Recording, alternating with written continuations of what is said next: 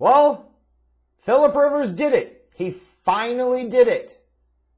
He finally pulled out of something. And it wasn't his wife's vajayjay. After 17 years in the National Football League, Phillip Rivers announced today, January 20th, 2021, Inauguration Day, that he was going to call it a career, hang up the cleats after 17 seasons, 16 of them with the Chargers and his last season in Indianapolis. And I don't know if this was really a surprise or not. Maybe it felt like he was going to play one more year. But you've known that going into 2020, this could be it. Either way, he was very likely at the very, very tail end of his career. So I don't know if this announcement is that incredibly surprising. But it's still kind of somber to think about a little bit. Because Phillip Rivers is around my age. And I think about this guy that I watched for NC State when he was in college, and then a decade and a half plus in the league, and now here's another one that's gone. And he's not going to play anymore. Really weird to think about it like that. It's like it was weird to see when Peyton Manning finally retired, or Eli Manning finally retired, Brett Favre when they retired. You know, it's really, really, really strange, kind of surreal feeling. And it makes you feel older when you see some of these guys retire. But nonetheless, all good things come to an end, or you could say Father Time is always undefeated and eventually catches up with every athlete, no matter how good, bad, or great they are. And it certainly did with Phillip Rivers, which now I feel really sorry for his wife, because I can't imagine his pullout game's got any more legs to it whatsoever. He's going back home and he's blasting away. He's probably going to make twins in a couple of months. That frickin' beast. Yeah. But now that we talk about Phillip Rivers and his career, you know, the ultimate conversation is going to transition to, was his career Hall of Fame worthy? You got 5 years to have the debate before he becomes eligible for the first time, which I believe will be in 2026. So, wanted to take some time to kind of talk about Phillip Rivers' career and Phillip Rivers' legacy and how he stacks up maybe against other Hall of Fame quarterbacks, and whether his career really, truly merits Hall of Fame consideration, Hall of Fame induction someday.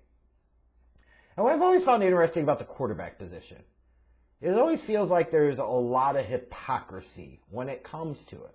And I'm not going to try and throw any shade here with this example. I'm just trying to use people as examples. You take from that whatever you want. But it always feels like quarterback wins are a stat for some, but not for others. And I don't always really see consistent application in that. Like, you look at Dan Marino. Nobody ever doubted that he was a Hall of Famer. He made the Super Bowl in his second season in '84 with the Miami Dolphins when he had that historic record-breaking year. That's where he threw for the 48 touchdowns and the over 5,000 passing yards. Like, that was leaps and bounds above previous passing records. But lost that Super Bowl to Joe Montana in the 49ers, Super Bowl 19, and never made it back. And yet and still, all the numbers that he put up, all the great individual accomplishments, he never won a ring. Yes, it's held against him in some light, like, you know, he's the greatest quarterback to never win a championship, but nobody ever doubted he was going into the Hall of Fame as a first ballot guy. You get what I'm saying? And then you look at, like, Peyton and Eli Manning.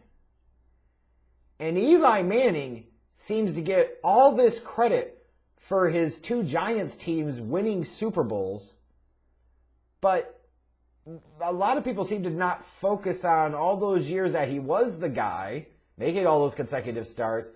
He was really an average quarterback, and all those seasons, the Giants didn't make the playoffs. And you look at Peyton Manning. On the flip side, where even when you talk about like him winning the Super Bowls, the one Super Bowl he won it was against the Bears, and his competition was Rex Grossman. Give me a fucking break. Like, that's a valid criticism, but he got there and he won at the end of the day. He won the Super Bowl 41. But a few years later, when he faced a legit offense and a legit quarterback in Drew Brees, you know, he got beat. Then at the tail end of his career, he goes to Denver, and when he was playing really, really well, Denver couldn't get it done. And then when he's a shell of a former self, he does win. But Peyton, for a lot of people, seems to get all this credit for that second Super Bowl win. I mean, he was not much of a contributing factor at all. In fact, he was a detriment to that team at that point, realistically. The first Super Bowl win you could kind of dismiss, but hey, at the end of the day, he got the monkey off his back. He had went through Tom Brady finally in the Patriots in the AFC Championship game, came back from the big deficit, is what it is. But he was 1-2 in the Super Bowls. Or, excuse me, 2-1 in the Super Bowls. And yet people always seem to, like with Peyton Manning, they always used to give him all the praise when he won, and for a lot of folks anyways, minimize the blame when he lost. Not folks like me and not other folks, but it's just this weird dynamic of some guys like Dan Marino, he didn't win it, and people will talk about the team around him, but they'll say, at the end of the day, he didn't win it. So I've always been fascinated by the fact that wins and losses become a stat of convenience for the quarterback position. Like team wins become a stat for the quarterback position. And I don't know if that's fair or unfair. It just is what it is. But you look at Phillip Rivers' career as a starter, as he really took over as a starter, in San Diego first in 2006. He had 15 seasons as a starter. He was 134 and 106 as a starter. And also notice I'm talking about 16 games per season over 15 seasons. That's 240 possible games to play in. He started all 240 consecutively. And what I find interesting about that is Brett Favre used to get all this attention about his consecutive games played streak, his consecutive games started streak. Eli Manning got similar buzz. And I'm not hating on Eli. Sometimes you could argue the number one ability that you want a franchise quarterback to have is the ability of availability. Brett Favre had it. Peyton Manning, for most of his career, had it. Eli Manning certainly had it. Some durable sons of bitches. But Phillip Rivers was every bit as durable. He had 240 consecutive starts in his career, and it seems like nobody ever talked about that. To me, that's just crazy. He was a bit of an Iron Man in his own way.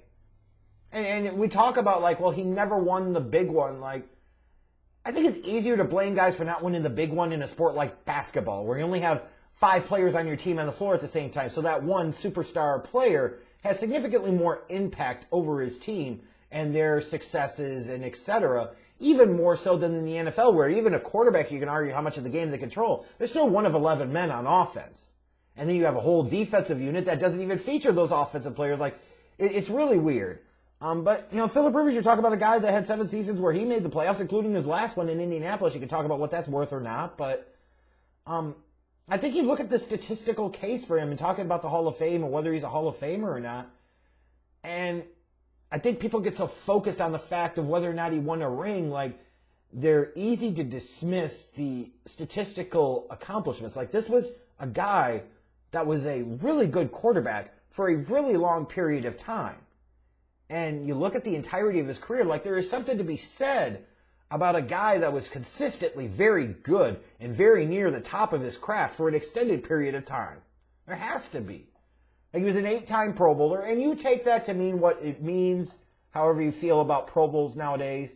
It's somewhat valid. But what it is, if anything, is a reflection and an indication that Phillip Rivers was one of the top quarterbacks at his position in the AFC at a time, mind you, that he had to contend with guys like Peyton Manning and Tom Brady, which also should be factored in, frankly, into the conversation about him and not winning the big one or not ever getting to the big one as a player. It's not like his path was always the easiest. And this was a son of a gun. We remember very early in his career, he suited up in an AFC championship game with a torn ACL. Meanwhile, LaDainian Tomlinson was yucking on the sidelines with his coat on. He's like, I'm not getting hurt. But Phillip Rivers went out there with a torn ACL. And you look at his career, those 15 seasons as a starter. He had 12 seasons where he threw for 4,000 or more yards. And yes, I realize and understand that 4,000 yards in 2020 and beyond is not going to mean as much. But even in the 2000s and into the beginnings of the last decade, the 2010s, it still meant something. You didn't have half the league damn near throwing for 4,000 yards, and he did it 12 times. That's top 3 in league history. I think it's Peyton Manning, Drew Brees, him and Tom Brady. I think are tied for 3rd if I'm not mistaken. He had 9 seasons with a completion percentage above 65%, which is well above the league norm during his career. He had 6 seasons where he threw for over 30 or more touchdowns. And when you talk about the game, the name of the game, the object of the game is to score the most points, score more points than your opponent. And he was a guy that had carried a lot of pressure on his shoulders throughout his career. He had a 421 to 209 touchdown to interception ratio, so more than 2-to-1 difference between touchdowns and interceptions. That's a pretty good ratio, and it certainly holds up favorably to some of his peers and others of the past. You look at him all time, he's 14th in career completion percentage, and you say, yeah, the game has evolved over the past 2 decades to make, that type of accomplishment seem not as big of a deal. That's true. But when you look at other quarterbacks that people think of as either slam dunk Hall of Famers, future Hall of Famers, or probably going to get in Hall of Famers, his career completion percentage is higher than Tom Brady, it's higher than Big Ben Roethlisberger, and it's higher than Eli Manning. He's 5th all-time in career touchdown passes. And again, when you're comparing him relative to his peers, he's higher than Eli Manning and Big Ben and Dan Marino on that list. You say, well, Dan Marino wasn't a peer. But when you look at them statistically, Dan Marino and Phillip Rivers, there are quite a number of similarities there. It's just Dan Marino in his time, this is where it gets challenging to compare different eras, was doing stuff that other folks weren't going to do for years. Phillip Rivers, though, statistically, there's not that much of a difference. It's just relative to the peers. But if you look at those other 2 guys from that 2004 draft class, notably Big Ben and Eli Manning here, he has a higher career completion percentage. He has a higher amount of career touchdown passes all time. And if you want to talk about, well, Eli won 2 rings, Big Ben won 2 rings. Okay, let's talk about that. If Phillip Rivers gets that defense and running game and talent around him that Eli had in New York, you don't think Phillip Rivers wins 1 or 2 of those rings? Get real. You throw Phillip Rivers potentially into that Pittsburgh situation. Let's be clear. When Big Ben won that first Super Bowl in that 2005 season over the Seahawks, he was largely along for the ride. 2008, when they faced off against the Cardinals in that great classic Super Bowl, different story. But then 2010, lost to Aaron Rodgers and the Packers. So Big Ben was 2-1 in the Super Bowl. But you're going to tell me that Phillip Rivers couldn't have won one of those Super Bowls? Come on, get real. We're talking about Phillip Rivers and whether or not he's going to be a Hall of Famer. And I'm sorry, to be clear, you could talk about, well, Eli Manning had some clutchness in 27 and 2011. Well, what the hell else did he do the rest of his career? If you think Eli Manning is a Hall of Famer, then Phillip Rivers absolutely, totally, completely should be a Hall of Famer because he was just a better player, a significantly, sizably better player consistently year in and year out. And the numbers agree. They're there and they support my argument.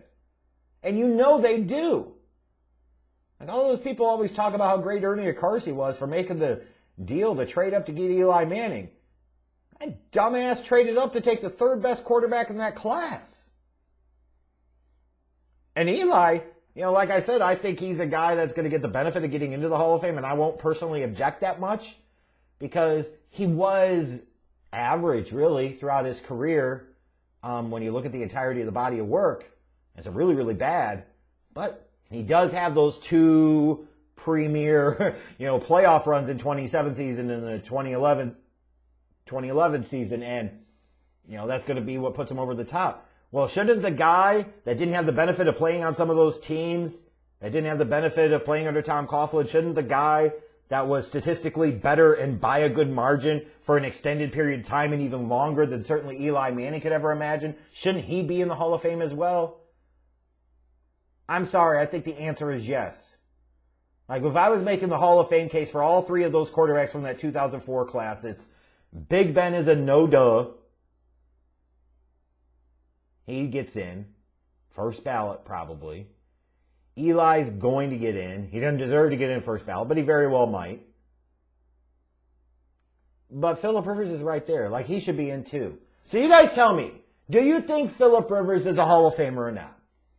And if you think the answer is no, please make a good, compelling argument that doesn't involve the fact that he never won a Super Bowl. Because if that's the only thing that you're going to hold against him, then we got to pull Dan Marino out of the Hall of Fame. We got to pull Jim Kelly out of the Hall of Fame. We got to pull a lot of guys out of the Hall of Fame. All right? Maybe you have a good argument and a good case and you can provide some statistical comparisons. But if that's it, it's the fact that he never won the big one, I guess a really short-sighted view of this. I'm sorry, but Phillip Rivers is a Hall of Famer, And those of you that agree, feel free to weigh in and tell me why you agree.